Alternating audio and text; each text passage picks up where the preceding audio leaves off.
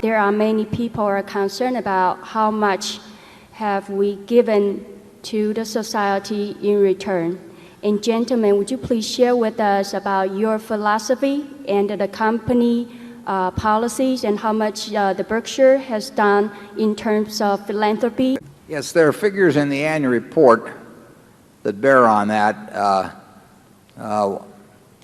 One thing we did wasn't entirely voluntary, is that I think we gave about $2.6 billion to the federal government last year in income taxes. I'm not sure. I looked at General Electric and Microsoft and a couple of the largest companies. We may have paid more in federal income tax than any other U.S. company. Don't take my word for that, because it could be Walmart paid more. I wouldn't be surprised if Walmart paid more. But I did look at a couple of the big, more than GE or Microsoft, both of which have market caps that are 3 times our size. And the shareholder designated contribution program was 18 or so million, as I remember, and then we detailed the contributions in the report made by the other companies. But I would argue that to the extent that GEICO, for example, is a more efficient way of delivering personal auto insurance than overwhelmingly than its competitors are, and that if 15% is a fair indication of how much it is saving people, that on a $4 billion of premium volume, that there is something more than $600 million that consumers save by a more efficient way of distribution, which has been honed to a fine art by the GEICO management. And really delivering the goods and services that people want in an economical way is a very important part, I think, of the contribution that any company makes to society, as well as the taxes they pay and their actual corporate philanthropy.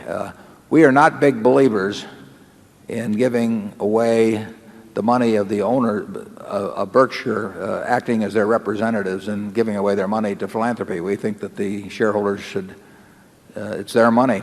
And if we had a partnership of 10 people, if I were the managing partner, I would not feel I should make the decisions on philanthropy for the other 9 people. I would let them all make their own decisions. We do not think that corporations generally should be passing out money to the pet charities of the CEO, and we don't do it at Berkshire, but we do let the shareholders make those designations. And as I say, I think our primary Thank you.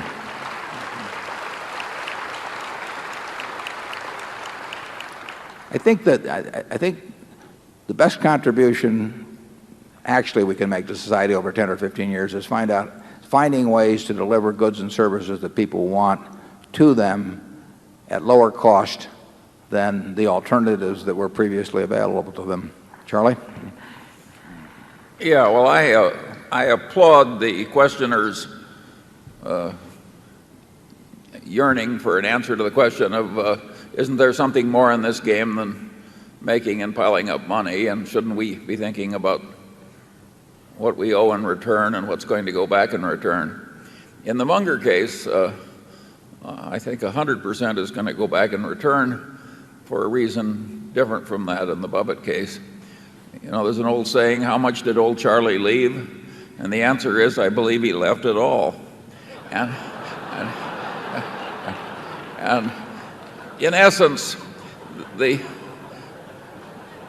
all has to go back one way or another. You can't take it with you. That's the iron rule of the game. And I do think it's important to think about what you do for other people and what example do you set with your own life or your own corporate life. And I do think that Berkshire stacks up pretty well in that respect. And in due course, when we get into gargantuan charities bearing the name Buffett, my guess is that'll be done pretty well too. This is likely to be a pretty good run.